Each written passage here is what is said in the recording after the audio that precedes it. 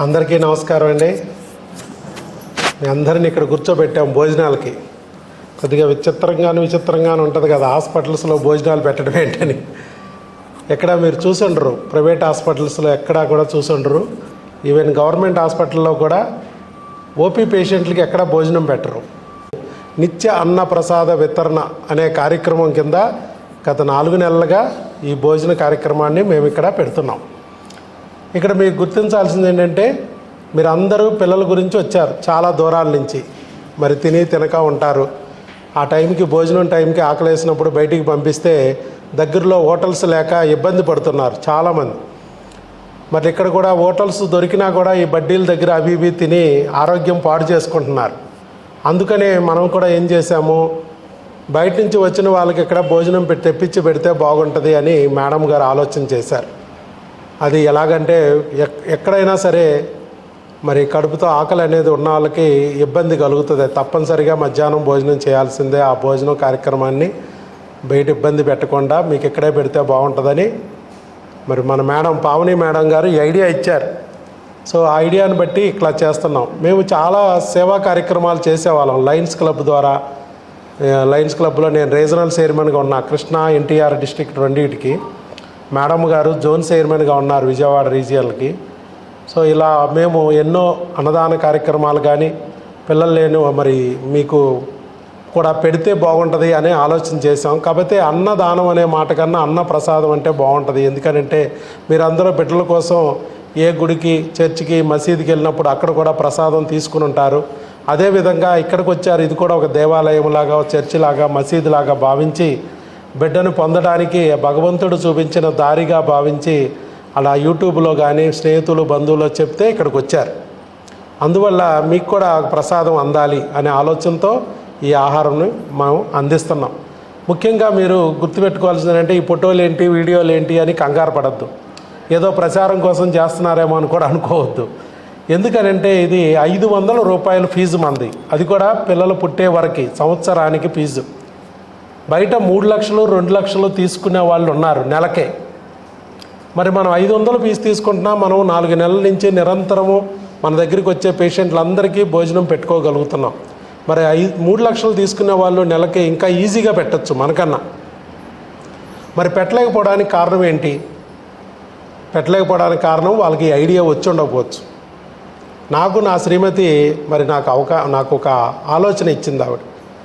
ఆవిడికి ఆ విజయవాడ కొండ మీద దుర్గమ్మ తల్లి ఉంది, ఇంకో కొండ మీద మేరీమాత ఉంది. ఇద్దరు అమ్మలు విజయవాడ వచ్చిన ఈ బిడ్డల ఆకలి చూడలేక ఈ అమ్మ ద్వారా నాకు చెప్పించి ఈ ప్రసాదం పెట్టిస్తున్నారని నేను అనుకుంటున్నా. అలాగే మరి మిగతా డాక్టర్లు కూడా మంచి మనసున్న డాక్టర్లు బోల్డ్ మంది ఉంటారు.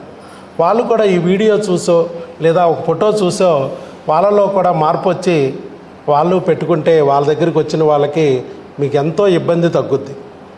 చాలామందికి చాలా ఇబ్బంది పడతారు. హాస్పిటల్కి వెళ్ళటం అంటే ఒక రోజు పని, పొద్దున్న నుంచి సాయంత్రం వరకు అక్కడే చాలా ఇబ్బందులు పడుతూ ఉంటారు. బయట ఫుడ్ తిన్నా కూడా ఆ బడ్డీల దగ్గర అవి ఫుడ్ పాయిజన్ అయ్యి చాలా మరి అనారోగ్య సమస్యలు కూడా వస్తూ ఉంటాయి.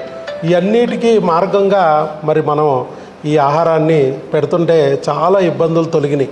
వాళ్ళకు కూడా ఈ ఆలోచన వచ్చి వాళ్ళు కూడా ఈ విధంగా భోజనం పెట్టుకోగలిగితే మరి ఈ రాష్ట్రంలోనూ, ఈ దేశంలోనూ, ఈ ప్రపంచంలో కూడా ఒక కొత్త సంస్కృతికి శ్రీకారం చుట్టినట్టు అవుద్ది. 1000 మైళ్ళ ప్రయాణం కూడా మొదటి అడుగుతోనే స్టార్ట్ అయింది. ఇవాళ మేడం గారి ఐడియా ఇక్కడ ఇంప్లిమెంట్ చేస్తున్నాం. అది రేపొద్దున ఇంకొక డాక్టరు, మరొక డాక్టరు ఇలా ఈ ప్రపంచం అంతా ఇలా పెట్టుకోగలిగితే ఎంత బాగుంటుందో చూడండి. పెట్టలేని పరిస్థితి కాదు ఇది. మేమే పెట్టగలుగుతున్నాం సంవత్సరానికి 500 ఫీజు తీసుకుని. మరి 10 రోజులకి, 15 రోజులకి, నెల రోజులకి లక్షలు తీసుకునే వాళ్ళు ఇంకెంత ఈజీగా పెట్టచ్చు. అందుకోసం అని చెప్పి వాళ్ళకి భగవంతుడు ఈ వీడియో ద్వారానో ఫోటో ద్వారానో తీసుకెళ్ళి వాళ్ళలో కూడా ఆలోచన కలిగించి వాళ్ళ మంచి మనసుతో వాళ్ళు కూడా వాళ్ళ దగ్గరికి వెళ్ళిన వారికి ఇలాంటి వసతి కలిగిస్తారనే ఆలోచనతోనే వీడియో ఫోటో తీస్తున్నాం. మీరు అన్నిదా భావించొద్దని మనం. తర్వాత మీరు ఇంకొక పాయింట్ ఏంటంటే, ఈ ఆహారాన్ని మీరు ప్రసాదంగానే స్వీకరించండి. ఎందుకు ఈ ప్రసాదంగా స్వీకరించమంటున్నానంటే, మీరు బిడ్డ కావాలని కోరుకున్నప్పుడు వీర్య వృద్ధికి, ధాతు పుష్టికి ఆహారమే మూలాధారం మేము చెప్తున్నాం. మరి అలాంటి ఆహారాన్ని మీరు ప్రసాదంగా స్వీకరిస్తే మీ అనుకున్న కోరికలు త్వరగా నెరవేరుతాయి. మీ అందరికీ నేను ఆల్రెడీ కౌన్సిలింగ్ వీడియోల్లో చెప్తూ ఉన్నా. మంచి ఆహారం మీరు తీసుకోవాలి అంటున్నా. మంచి ఆహారం అంటే ఏమిటండి అని మీకు సందేహం వస్తుంది. మంచి ఆహారం అంటే మంచి మనసుతో తయారు చేయబడిన ఆహారం, మంచి చేతుల ద్వారా మీకు అందజేయబడిన ఆహారం, మంచి మనసుతో మీరు స్వీకరించిన ఆహారం. ఈ మూడు మంచులు జరగాలి, అప్పుడే అది ఆహారం ప్రసాదమైంది. దేవుడి ముందు పులిహార పెట్టి మనం ఇలా మంత్రజలం చల్లితే అది ప్రసాదం అవుద్ది, లేకపోతే ఒట్టి పులిహారే. అలాగే క్రిస్మస్ రోజు అర్ధరాత్రి 12 గంటల వరకే చర్చిలో కూర్చొని మనం పాస్టర్ గారు ఇచ్చే బ్రెడ్ కోసం, ద్రాక్షరసం కోసం వెయిట్ చేస్తాం. ఎందుకు? మన బ్రెడ్ మన ఇంట్లో లేదా, ద్రాక్షరసం రోడ్డు మీద దొరకదా? కానీ అవి ప్రసాదం. అవి ఇక్కడ కూడా ప్రసాదం ఇవ్వాలంటే మంత్రశక్తి మంచి అనేది లోపలికి వెళ్ళాలి, ఆహారానికి అందాలి. ఇలాంటి వాటి గురించి మీకు ట్రాష్ లాగా అనిపించవచ్చు. బయట అంటారు కొంతమంది, ట్రాష్, డాక్టర్లు కూడా ఎలాంటి మాటలు చెప్తున్నాడు ఏంటి, ఎడిపెచ్చోడా ఎర్రోడా అని కొంతమంది అనుకోవచ్చు. ఇక్కడ మనం ఆక్సిజన్ పిలిస్తేనే బతికుంటున్నామండి. ఆక్సిజన్ చూపించు అంటే నువ్వెవరూ చూపించలేవు, కానీ లేదా ఆక్సిజన్ అది పీల్చే కదా మనం బతుకుతున్నాం. ఇక్కడ కూడా అంతేనండి.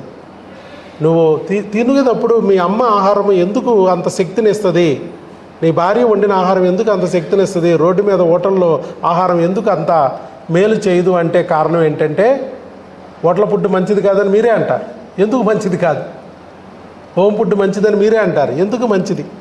ఎందుకనంటే అమ్మ నీ మంచితనాన్ని కోరుకుంటుంది, నీ భవిష్యత్తును కోరుకుంటుంది, నువ్వు అభివృద్ధి పదంలోకి రావాలని మనస్ఫూర్తిగా కోరుకుంటూ వండుతుంది ఆవిడ. అలాగే నీ భార్య కూడా. కాబట్టి ఇక్కడ మంచి మనసుతో వండేటట్టుగా దంపతులకి మేము ఇచ్చి, వారు హోమ్ ఫుడ్గా తయారు చేసేటట్టుగా తయారు చేయించి, మీకు బిడ్డలు పుట్టాలి, మీరు అనుకున్న కోరికలు నెరవేరాలి అని మనస్ఫూర్తిగా కోరుకుంటూ వాళ్ళు వండుతున్నారు. మీకోసమే తయారైన ఫుడ్ అది, హోమ్ ఫుడ్. అలాగే మంచి చేతులతో అందాలి, మంచి మనసుతో మీరు స్వీకరించాలి. మీరు కూడా నా బిడ్డ పుట్టాలి, నా బిడ్డ పుట్టడానికి భగవంతుడిచ్చిన ప్రసాదం. ఆ వెంకటేశ్వర స్వామిని నమ్మితే వెంకన్న ప్రసాదంగా స్వీకరించండి, అల్లాని నమ్మితే అల్లా ప్రసాదంగా, యేసుప్రభుని నమ్మితే యేసయ్య ప్రసాదంగా మీరు స్వీకరించండి. చక్కగా నీ బిడ్డ పుడుతుంది ఖచ్చితంగా. అలాగే మంచి చేతులతో అందాలి అంటే మేము ఎన్నో సేవా కార్యక్రమాలు చేశాం, మరి మీ అందరి యొక్క మంచి కోరుకుంటున్నాము.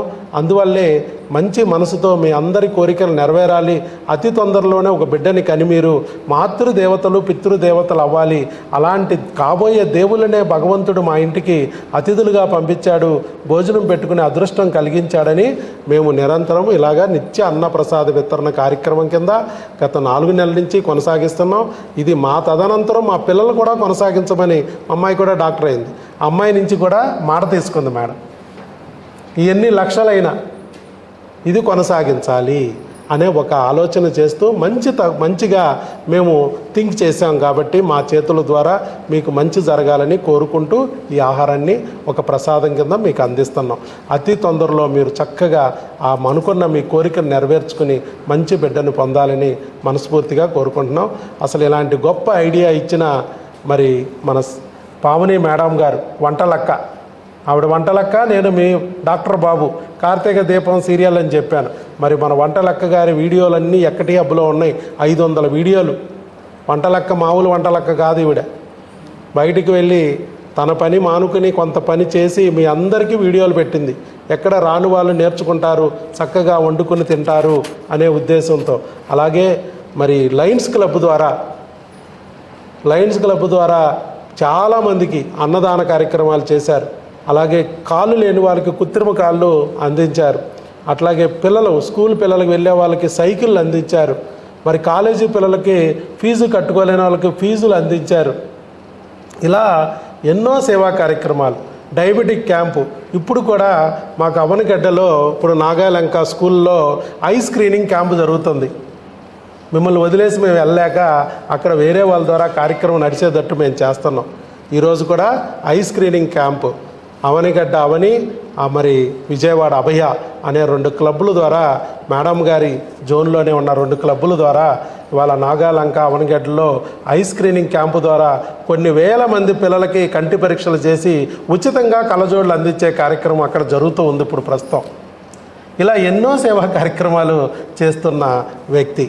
అలాంటి వ్యక్తి నాకు మంత్రిగా ఉండి భారీగా ఉండి సలహాలు ఇస్తున్నందుకు మరి నేను అదృష్టవంతుడిగా భావిస్తున్నాను.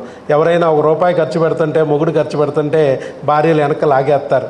ఏదో చచ్చినవాడు అంతా ఖర్చు పెట్టేస్తున్నాడు వీడు అని చెప్పి తిట్టుకుంటూ ఉంటే రోజుల్లో నేను ₹10 ఖర్చు పెడుతుంటే ఇంకా ₹20 ఖర్చు అయ్యే ఆలోచనలు ఇచ్చి సమాజానికి మేలు జరిగేందుకు తను సలహాలు ఇస్తూ మంచి సలహాలు ఇవాళ ఈ ఆలోచన రావడం వల్లే మరి ఎంతోమంది పేషెంట్లకి ఇంతకుముందు బయటికి వెళ్ళి మరి ఇబ్బందులు పడేవాళ్ళు, ఆ హోటళ్ళు దొరక్క ఎతుక్కుంటా దారులు తప్పిపోయేవాళ్ళు, వర్షం వస్తే తడిసిపోయి వచ్చేవాళ్ళు, ఇలాంటి ఇబ్బంది ఏమీ లేదు.